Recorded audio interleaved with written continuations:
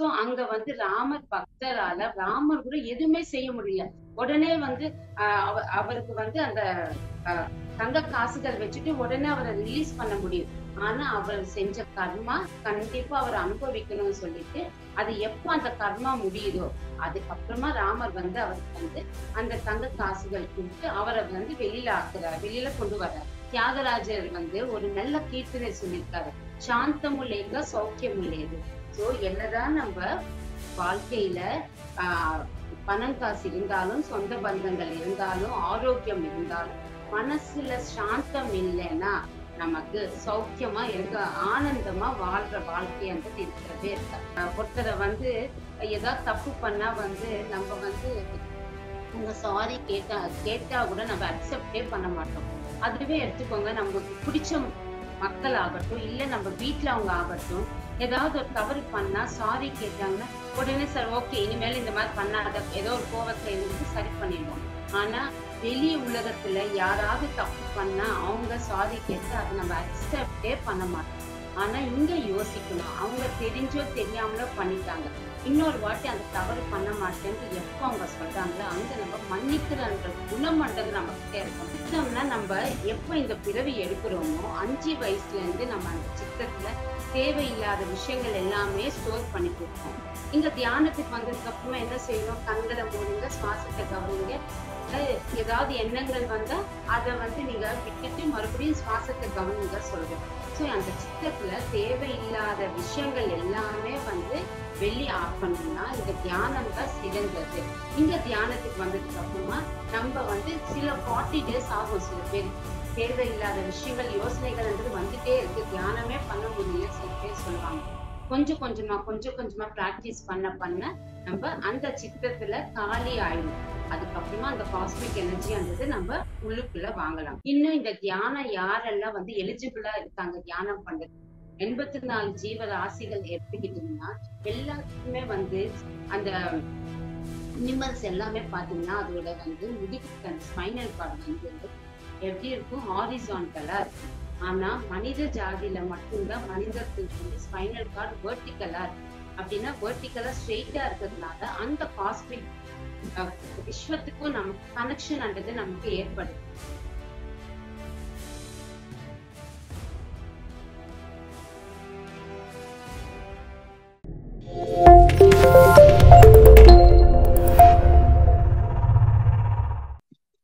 நமஸ்தே masters, எல்லாருக்குமே வணக்கம்.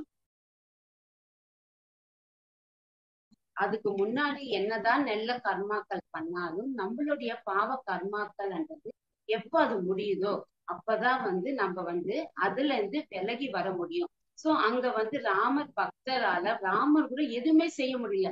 உடனே வந்து அவருக்கு வந்து அந்த தங்க காசுகள் வச்சுட்டு உடனே அவரை ரிலீஸ் பண்ண முடியும். ஆனா அவர் செஞ்ச கர்மா கண்டிப்பா அவர் அனுபவிக்கணும்னு சொல்லிட்டு அது எப்போ அந்த கர்மா முடியுதோ அதுக்கப்புறமா ராமர் வந்து அவருக்கு வந்து அந்த தங்க காசுகள் கொடுத்து அவரை வந்து வெளியில ஆக்குறாரு, வெளியில கொண்டு வர்றாரு. அதே மாதிரி நம்மளும் இந்த ஒரு ஃபிஷ் டேங்க்ல ஃபிஷ்ஷ வளர்க்கறதாகட்டும், இல்ல பறவைகள் ஆகட்டும், இல்ல நாய் கூட வந்து சில பேர் வந்து வளர்க்குறாங்க. அது கூட வந்து என்ன நம்ம தெரிஞ்சுக்கணும்னா, அபார்ட்மெண்ட்ஸ்ல இருந்தா ஒரு டபுள் பெட்ரூம் ட்ரிபிள் பெட்ரூம்ல இருந்து நம்ம அந்த நாயை வந்து வளர்த்துக்கிட்டோம்னா அதுவும் கர்மா தான் சொல்றாங்க. இல்ல நமக்கு இண்டிபெண்டன்ட் ஹவுஸ் இருக்கு, வெளியில நிறைய ஸ்பேஸ் இருக்கு, அதை விட்டுடணும். வெளியில அது தானா வந்து இருந்துட்டு அதுக்கு ஃபுட்டு வச்சு அது வளர்த்தா அது கர்மா கிடையாது. ஆனா அபார்ட்மெண்ட், சின்ன அபார்ட்மெண்ட்ல அது உள்ள இருக்கிறதுக்கு அதுவும் வந்து நமக்கு கர்மா. அது எல்லாமே நம்ம வந்து செய்யக்கூடாது. அதனாலதான் வந்து சர்வபூத தயா புஷ்பம், அந்த குணம் உங்களுக்கு இருந்தா அந்த குணத்தை எனக்கு பூக்களா எனக்கு வந்து சமர்ப்பீங்கன்ட்டு கடவுள் வந்து கேட்கிறாரு.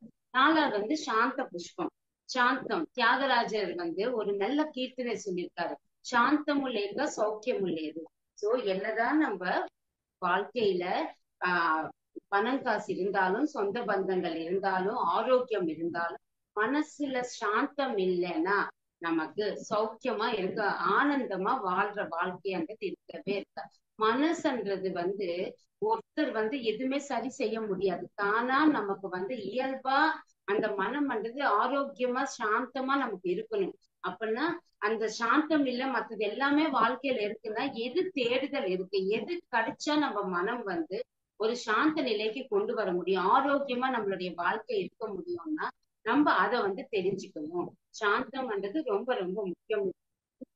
இங்க வந்து பாத்தீங்கன்னா புத்தரோட கதைகள் மூலமா நம்ம வந்து தெரிஞ்சுக்கலாம். ஒரு வாட்டி வந்து புத்தர் வந்து ராஜ்யத்துல ராஜ்யம் விட்டுட்டு அவருக்கு ஏன் மனிதர்கள் துக்கம் என்ற வாழ்க்கைய வாழ்ந்துட்டு இருக்காங்க, அந்த துக்கத்துக்காக நிவாரணம் என்னன்ட்டு அவர் வந்து கிட்டத்தட்ட வந்து 2500 இயர்ஸ் வெளியில நிறைய மகான்கள் கிட்ட போயிட்டு அவரா கண்டுபிடிச்சிருந்த இந்த ஆனாபான சக்தி தியானம் பண்றது.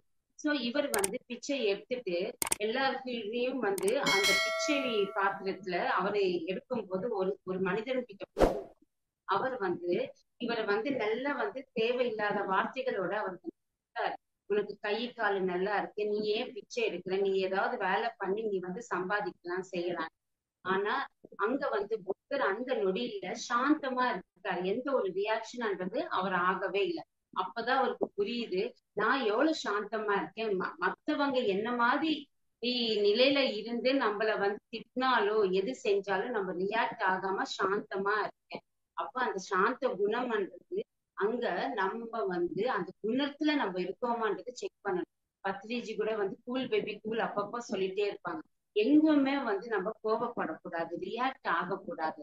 நம்ம வந்து நம்மளுடைய குணத்துக்கு தகுந்த என்ன விஷயங்களோ அதை மட்டுமே செய்யணும். அடுத்தவங்க நமக்கு கோபம் வர்ற மாதிரி விஷயங்கள் செஞ்சாலும் அவங்க ஒண்ணு அறியாம தன்மையால செய்றாங்க, இல்லைன்னா அவங்க தெரிஞ்சு செஞ்சாலும் அந்த கர்ம சித்தாந்தம் இயற்கையான்றது பார்த்துக்கும். நம்ம யாரு இன்னொருத்தருக்கு வந்து தண்டனை கொடுக்கறது, தேவையில்லாத வார்த்தைகள் பேசுறது, அங்க நம்ம சாந்தமா இருந்தாதான் எல்லா விஷயங்களும் நம்ம உள்வாங்க மாட்டோம்.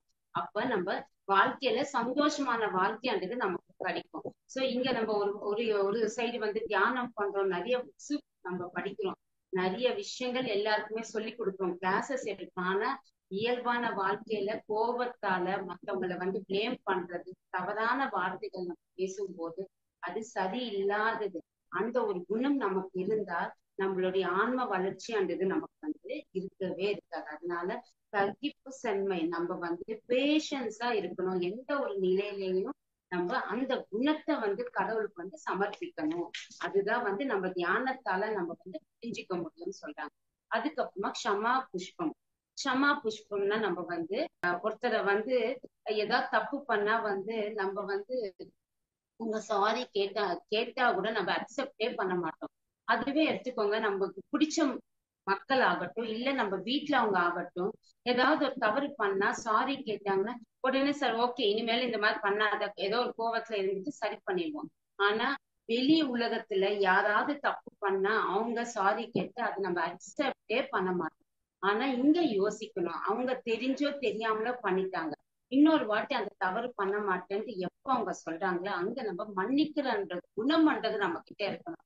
சோ நம்ம ஏதாவது தப்பு பண்ணா சாரி கேட்கணும், அந்த குணம் இருக்கணும். அதுக்கப்புறம் யாராவது தப்பு பண்ணி சாரி கேட்டு அங்க மன்னிக்கிற தன்மைன்றது நமக்கு, இந்த ரெண்டுமே நமக்கு இருக்கணும். இந்த குணம் நமக்கு இருந்தா அது கடவுளுக்கு வந்து நம்ம சமர்ப்பணம் பண்றது பண்ணணும். இங்க இந்த ரெண்டுமே வந்து ரொம்ப ரொம்ப இம்பார்ட்டன்ட். க்ஷமா குணம் இருக்கணும், அதுக்கப்புறம் மன்னிக்கிற அந்த குணம்ன்றது நம்ம கிட்ட இருக்கான்ட்டு நம்ம செக் பண்ணணும். இல்லைன்னா அந்த அக்செப்டன்ஸ் வந்து கண்டிப்பா வரணும். தெரியாத பண்றதுக்காக அவங்க கேக்குறாங்க, இன்னொரு வாழ்க்கையில ஒரு சந்தர்ப்பம் நம்ம கொடுக்கணும்னு சொல்லிட்டு. ஏன்னா நம்ம வந்து ஒருத்தரை வந்து நம்ம வந்து டிஃபரன்ஷியேட் பார்ப்போம். நம்ம வீட்டுல மக்கள்னா ஒரு மாதிரி அங்க ஓகே சொல்லிடுவோம், நமக்கு பிடிச்சவங்களா இருந்தா ஓகே சொல்லிடுவோம். ஆனா நம்ம பிடிக்காத யாரோ ஒருத்தர் தப்பு பண்ணாலும் அது ஏத்துக்க வேண்டிய மனு பக்குவம்ன்றது நமக்கு இருக்கவே இருக்காது. ஆனா தியானம் பண்ண அதுக்கும் நமக்கு அந்த குணம்ன்றது மாறணும். க்ஷமா க்ஷமான்றது வந்து ஏத்துக்கிற குணத்தை நம்ம கடவுளுக்கு வந்து சமர்ப்பிக்கணும்னு சொல்றாங்க. அதுக்கப்புறமா தப்பஹா. தப்பஹான்னா என்னன்னா நம்மளுடைய வாழ்க்கையில தியானம் பண்றது, தபஸ் பண்றது. சோ இங்க வந்து யதார்த்த வாழ்க்கையில நம்ம வாழ்ந்துட்டு இருக்கோம் எல்லாருமே. கொஞ்சம் நம்ம வந்து பௌதீக வாழ்க்கையில எல்லா விவகாரங்கள் கொஞ்சம் குறைச்சிக்கிட்டு கொஞ்சம் நம்ம உணவு சாத்வீக உணவு தான் சாப்பிடுவோம். ஆனா அங்க வந்து 3 வேளை சாப்பிடுற சாப்பாடு 2 வேளைக்கு ஆக்கிட்டு அப்ப நம்மளுடைய எனர்ஜி முழுமையா நமக்கு கிடைக்கும். அதுக்கப்புறமா கொஞ்ச நேரம் நிறைய தியானம் பண்ணா அங்க வந்து நம்ம தியான நிலைக்கு போக முடியும், காஸ்மிக் எனர்ஜி நிறைய உள்வாங்க முடியும். அப்ப ஞானம்ன்றது நம்ம வந்து பெற முடியும். சோ தப்பகான்னா கொஞ்சம் நம்ம இல்லற வாழ்க்கையில விஷயங்கள்ல நம்ம வந்து அங்க குறைச்சிக்கிட்டு என்ன செய்யணுமோ அதை மட்டும் செய்யறது, பாக்குறது, பேசுறது, மத்த நேரத்துல மௌனமா இருந்துட்டு சாத்வீக உணவு சாப்பிட்டு நிறைய நேரம் தியானத்துக்கு நம்ம அந்த டைம் நம்ம யூட்டிலைஸ் பண்ணா அதுதான் வந்து தபஸ். அந்த புஷ்பத்தை நான் வந்து பியூரா இருக்கேன். என்னோட வேலை எதுவோ அதை மட்டும் நான் வாழ்க்கையில தர்மத்தை நான் கடைபிடிச்சிட்டு சரியான உணவு சாப்பிட்டு நிறைய தியானம் பண்ணி நிறைய புக்ஸ் பண்ணும்போது அந்த குணத்தை நான் கடவுளுக்கு வந்து சமர்ப்பணம் பண்றேன் சொல்லி அதுதான் கேட்கிறாரு கடவுள். அதுக்கப்புறமா வந்து தியானம். இந்த தியானத்துல வந்து இங்க அந்தரேந்திரியங்கள் வரும். ஃபர்ஸ்ட் நம்ம என்ன சொன்னோம், பகிரேந்திரியங்கள். இதுதான் வந்து நம்ம வந்து நம்மளுடைய சென்ஸ் ஆர்கன்ஸை கட்டுப்படுத்துறதுன்னு சொல்றோம். இங்க தியானத்துலதான் அந்தரேந்திரிய நிகிரகம் அப்படின்னா அது கட்டுப்பாட்டுக்கு கொண்டு வர்றது. அப்படின்னா மனசு, புத்தி, சித்தம், அகங்காரம், இந்த 4 விஷயங்கள் வந்து எப்ப கட்டுப்பாட்டுக்குள்ள கொண்டு வருவோமோ இதுதான் அந்தரேந்திரிய நிகிரகம். இதுதான் தமமுன்ட்டு பதஞ்சலி மகர்ஷி சொல்லியிருக்காங்க. சோ மனசுன்றது எப்பவுமே வந்து வேவரிங்காவே இருக்கும். பாசிட்டிவா திங்க் பண்ணணும், நெகட்டிவா திங்க் பண்ணணும், இந்த மாதிரி நிலையிலேயே இருக்கும். புத்தி வந்து காமன் சென்ஸ், எது நல்லது எது கெட்டது, இது சரியா தப்பா, இது நல்லதா இல்ல தவறா, இந்த மாதிரி விஷயங்கள் நமக்கு வந்து சூஸ் பண்ணும். காமன் சென்ஸ் மூலமா நம்ம வந்து அதை வந்து யூட்டிலைஸ் பண்றோம். அதுக்கப்புறமா சித்தம்னா நம்ம எப்ப இந்த பிறவி எடுக்கிறோமோ 5 வயசுல இருந்து நம்ம அந்த சித்தத்துல தேவையில்லாத விஷயங்கள் எல்லாமே ஸ்டோர் பண்ணிட்டு இருக்கோம். இந்த தியானத்துக்கு வந்ததுக்கு அப்புறமா என்ன செய்யறோம், கண்களை மூடுங்க, சுவாசத்தை கவனிங்க. ஏதாவது எண்ணங்கள் வந்தா அதை வந்து நீங்க விட்டுட்டு மறுபடியும் சுவாசத்தை கவனிங்க சொல்றோம். சோ அந்த சித்தத்துல தேவையில்லாத விஷயங்கள் எல்லாமே வந்து வெளி ஆக்கணும்னா இந்த தியானம் தான் சிறந்தது. இங்க தியானத்துக்கு வந்ததுக்கு அப்புறமா நம்ம வந்து சில 40 days ஆகும். சில பேருக்கு தேவையில்லாத விஷயங்கள் யோசனைகள்ன்றது வந்துட்டே இருக்கு, தியானமே பண்ண முடியல சில பேர் சொல்லுவாங்க. கொஞ்சம் கொஞ்சமா பிராக்டிஸ் பண்ண நம்ம அந்த சித்தத்துல காலி ஆயிடும். அதுக்கப்புறமா அந்த காஸ்மிக் எனர்ஜின்றது நம்ம உள்ளுக்குள்ள வாங்கலாம்.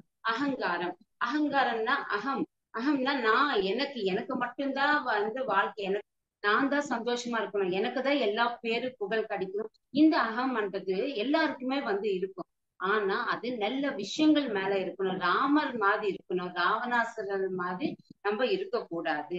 எப்பவுமே வந்து நம்ம வந்து நம்மளும் நல்லா இருக்கணும், நம்ம சுத்தியும் எல்லாருமே நல்லா இருக்கணும். எது கிடைச்சாலும் நான் வந்து ஷேர் பண்ணணும் எல்லாருக்கும். எந்த ஞானம் எனக்கு கிடைச்சாலும் இதோட நான் வந்து ஸ்டாப் பண்ணாம எனக்கு தெரிஞ்ச ஞானத்தை எல்லாருக்குமே சொல்லி கொடுக்கணும். எனக்குதான் எல்லாம் தெரியும்ன்றது சில பேர் வந்து இருப்பாங்க. எல்லாமே எனக்கு தெரியும் வாழ்க்கையில எது இருந்தாலும் சொல்லி. ஆனா அந்த அகம்ன்றது நமக்கு இருக்கக்கூடாது. எல்லாமே நமக்கு தெரியும்னா ஏன் இன்னும் நம்ம வந்து உயிர் வாழ்ந்துட்டு இருக்கோம். ஆன்மாக்கு எல்லாமே புரிதல்ன்றது ஏற்பட்டுது இல்லையா, பாடி வெக்கேட் பண்ணிட்டு போயிருக்கலாம். ஆனா இன்னும் ஆன்மா இந்த உடல்ல இருக்குன்னா இன்னும் அது கத்துக்கிற பாடங்கள் நிறைய இருக்கு. அதனாலதான் நம்ம உயிரோட இருக்கோம். அதனால அகம்ன்றது யோகா சித்த விருத்தி நிரோதா பதஞ்சலி சொல்லியிருக்காங்க. சோ இங்க வந்து நம்ம அகம்ன்றது நல்ல விஷயத்துக்காக நமக்கு இருக்கலாம். சோ யோகான்னா இணைந்து இருப்பது, சித்தம்னா நம்மளுடைய மனசுல, புத்தினா ஆலோசனைகள், அந்த ஒரு யோசனைகள் நம்மளுடைய மனசை விட்டு தேவை நிரோதகான தேவையில்லாதது எல்லாமே வெளியில கொண்டு போயிட்டோம்னா அங்க பியூரா இருக்கும். நம்மளுடைய மைண்ட் எம்டி ஸ்டேட்ல இருக்கும். எப்ப மைண்ட் எம்டி ஸ்டேட்ல இருக்குமோ அப்ப தியான நிலைக்கு போகும்போது நமக்கு அந்த பிரபஞ்ச ஆற்றல்ன்றது நிறைய நம்ம வந்து உள்வாங்க முடியும். அதனால நம்ம வந்து இங்க என்னன்னா தெரிஞ்சுக்கணும்னா தியானம்ன்றது ரொம்ப ரொம்ப இம்பார்ட்டன்ட். எப்ப அந்த தியானம் பண்றோமோ கடவுள் நிலையில நம்ம இருப்போம். அந்த பியூர் கான்சியஸ், அந்த சோலோட கனெக்ஷன்ல நம்ம இருப்போம். அதுதான் வந்து சிறந்த புஷ்பமா நம்ம வந்து கடவுளுக்கு சமர்ப்பணம் பண்ணணும்.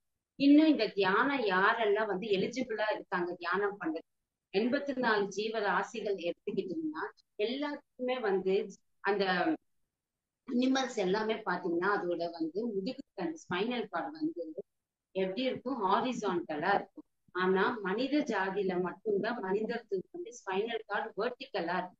அப்படின்னா வெர்டிகலா ஸ்ட்ரெயிட்டா இருக்கிறதுனால அந்த காஸ்மிக் விஸ்வத்துக்கும் நமக்கு கனெக்ஷன்ன்றது நமக்கு ஏற்படுது. அங்க அந்த மனிதனா நம்ம பிறந்தாதான் இந்த ஒரு தியானம்ன்றது நமக்கு கிடைக்குது. அதனால நம்ம இந்த பிறவிய ரொம்ப ஒரு அற்புதமான பிறவி. எனக்கு அந்த கடவுள் நிலை அடையிறதுக்காக இந்த ஒரு பிறவி கிடைச்சிருக்கு. அந்த ஆன்ம தத்துவத்தை நான் புரிஞ்சுக்கணும். அந்த ஆன்மாதான் சக்தியா அந்த கடவுள் அன்றது உள்ளுக்குள்ள இருக்காரு, அதை நான் புரிஞ்சுக்கணும்னு சொல்லிட்டு நம்ம அந்த தியானம் பண்றது சரியாக நம்ம பண்ணும்போது அந்த நிலை முக்தி நிலை அடைய முடியும். அதனால எல்லா மனிதர்களும் இந்த பூமி மேல என்னதான் பணம் காசு பேரு புகழ் படிப்பு சொத்துகள் எல்லாம் இருந்தாலும் நம்ம அடுத்த பிறவிக்கு போகணும்னா இந்த ஞானம் மட்டும்தான் நம்ம கேரி ஃபார்வர்ட் ஆகும். அதனால இந்த தியானம் மனிதர்களா பிறந்த எல்லாருமே தியானம் பண்ணணும். அந்த தியானம் பண்ணி ஞானத்தை நம்ம முழுமையா அந்த கடவுளுக்கு சமர்ப்பணம் பண்ணணும். எட்டாவது பாத்தீங்கன்னா சத்தியம். சத்தியத்தோட நம்ம இருக்கணும். சத்தியம் என்ற ஒரு வார்த்தை இருக்கு, நிஜம் என்ற ஒரு வார்த்தை. இந்த ரெண்டுமே ஒண்ணா இல்லையான்றது நம்ம பார்க்கலாம். சோ சத்தியம்னா என்ன, எதை பத்தி சொல்றாங்கன்னா, இங்க ஒரு மனிதனுக்கு ஒரு 30 வயசு, ஓகேவா? அந்த 30 வயசு இப்ப இருக்கிற மனிதன் வாழ்ந்துட்டு இருக்காங்க, அவங்களுக்கு 30 வயசுன்றது நிஜம்தான். ஆனா ஒரு 10 வருடத்துக்கு முன்னாடி அவங்களுக்கு 20 வயசு, அதுவும் நிஜம்தான். இப்போ 30 வயசு நடக்கிறது நிஜம். ஆனா நிஜம்ன்றது எப்ப காலம் மாறுதோ நிஜம்ன்றது மாறிட்டே வரும். நம்மளுடைய வயசு மாற மாற இப்ப இருக்கு சத்தியம் 30 வயசு, இன்னும் ஒரு 5 வருஷம் கழிச்சு 35 வரும். அப்ப அதுவும் நிஜம்தான், இப்ப இருக்கிறது நிஜம். அப்படின்னா நிஜம்ன்றது மாறிட்டே இருக்கு. ஆனா சத்தியம்ன்றது எந்த யுகங்களையும் மாற்றம் கொண்டு வரவே முடியாது. அந்த சத்தியத்தை நம்ம தெரிஞ்சுக்கணும். இந்த சத்தியத்தை பத்தி 4 விஷயங்கள நமக்கு பத்ரிஜி கொடுத்திருக்காங்க. இங்க டெம்பரரி ட்ரூத், தாத்காலிகமான சத்தியம், லைஃப் டைம் ட்ரூத், ஜீவித கால சத்தியம், அதுக்கப்புறமா யுக கால சத்தியம், பர்மனன்ட் சத்தியம், சாஸ்வதமான சத்தியம். 4 விதமான சத்தியங்கள் இருக்கு. அந்த நிலைகள் நிஜம்ன்றது மாறிட்டே இருக்கும், சத்தியம்ன்றது மாறாது. அது எந்த சத்தியம், 4 விதமான சத்தியங்கள்ல என்ன மாதிரி சத்தியம்ன்றது மாறும், எது மாறக்கூடாதுன்றது நம்ம தெரிஞ்சுக்கலாம். சோ இங்க டெம்பரரி ட்ரூத் சொல்றாங்க. அப்படின்னா தாத்காலிக சத்தியம்.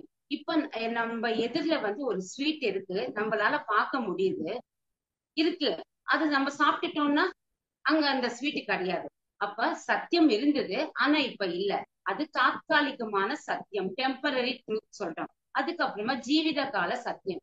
அப்படின்னா முழுமையான வாழ்க்கையை நான் வாழ்றேன், நான் இந்த பூமி மேல டிசைன் பண்ணிட்டு வந்திருக்கேன். ஒரு 60 வயசு 70 வயசு வரைக்கும் நான் பூமி மேல வாழ்றேன்ட்டு. சோ நான் வாழ்ற அந்த ஒரு 70 வயசு வரைக்கும் எல்லாருக்குமே சத்தியமா நான் காட்சி கொடுப்பேன். நான்ன்றது அங்க வாழ்ந்துட்டு இருக்கேன்ன்றது எல்லாருமே புரிஞ்சுக்க முடியும். நான் இறந்துட்டேன்னா அங்க அந்த சத்தியம்ன்றது இருக்காது, நம்ம இருக்க மாட்டோம். ஜீவித கால சத்தியம்னா நான் வாழ்ற வாழ்க்கை வரைக்கும் நான் சத்தியமா அடுத்தவங்களுக்கு காட்சியா நான் கொடுப்பேன்னு சொல்லி அது நம்ம புரிஞ்சுக்கலாம். அதுக்கப்புறமா யுக கால சத்தியம். சோ யுகங்கள் மாற மாற சத்தியமும் மாறும். இங்க பூமியில நம்ம எல்லாருமே வாழ்ந்துட்டு இருக்கோம். சூரியன், சந்திரன், அதுக்கப்புறமா கிரகங்கள் எல்லாமே இருக்கு. சோ இது எல்லாமே நம்ம பாக்குறோம்.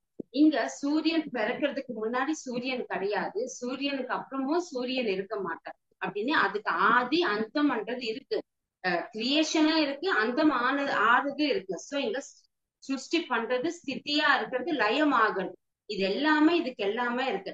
சந்திரனும் இதுக்கு முன்னாடி இருந்துட்டு வாழ்ந்துட்டு இருக்கான், இன்னும் வாழ்ந்துட்டு இருப்பாங்க, இன்னும் அதுக்கப்புறமா சிருஷ்டி ஆனதுக்கு அப்புறமா இல்லாமலும் போயிடும் சந்திரனும். சோ அந்த மாதிரி யுக கால சத்தியத்துல இருந்துட்டு சிருஷ்டி பண்ணி ஸ்திதியோட இருந்துட்டு லயமாயிடும். அது எல்லாமே நமக்கு இயல்பா நடக்கிற விஷயங்கள். ஆனா இங்க லாங் டேர்ம் சத்தியம்ன்றது சாஸ்வதமான சத்தியம், அழிவன்றது இல்லவே இல்லை. எதுக்குமே இல்லாத ஒன்று என்னன்னா இந்த ஆன்மா மட்டும்தான். எந்த ஒரு சிருஷ்டிலையும் இங்க கிரியேஷன் எப்ப ஸ்டார்ட் ஆயிருக்கோ அங்கிருந்து இந்த ஆன்மான்றது பயணம்ன்றது தொடங்கிட்டேதான் இருக்கு. அதுக்கு அந்தம்ன்றது, ஆதி அந்தம்ன்றது கிடையாது. எப்பவுமே இந்த பூமி மேல சாஸ்வதமா இருக்கிறது என்னன்னா ஆன்மா மட்டும்தான். சோ அந்த ஆண்மை தத்துவத்தை நம்ம புரிஞ்சுக்கணும். இங்க நமக்கு இந்த தியானம்ன்றது நமக்கு கிடைச்சிருக்கு. அந்த தியானத்தால அந்த ஆன்ம சக்தி, ஆன்ம ஆற்றலை நம்ம புரிஞ்சுக்கிட்டு நம்ம அந்த ஆன்மா உணர்த்ததுக்காக, உயர்ந்த நிலைக்கு போறதுக்காக, சோல் போகிறதுக்காக நான் என்ன செய்யணும்னா தியானம் பண்றது செய்யணும். அப்ப அந்த ஆன்ம நிலை எப்பவுமே இருந்துட்டே இருக்கு. இந்த பாடி இந்த உடலை விட்டு போனாலும் அடுத்த பாடியோட இந்த பூமி மேல பிறந்துட்டுதான் இருக்கும். ஆனா இந்த ஆன்மாக்கு அழிவன்றது கிடையவே கிடையாது. இதுதான் கிருஷ்ணர் பகவத்கீதையில என்ன சொல்றாருன்னா, திரைகுண விஷயாவேதா நிச்சயகுண பவார்ஜுனா நித்வந்தோ நித்ய சத்வஸ்டோ நிர்குணேக்ஷே க்ஷேம ஆத்மவான். ஆத்மான்ட்டு சொல்றாரு அர்ஜுனரை. என்னன்னா நீ திரைகுண விஷயாவேத தமோ குணம் ரஜோகுணம் சாத்வீக குணம் விட்டுட்டு நீ நிர்குணமா நீ வாழ்ந்த வாழ்க்கைக்கு நீ வரணும்.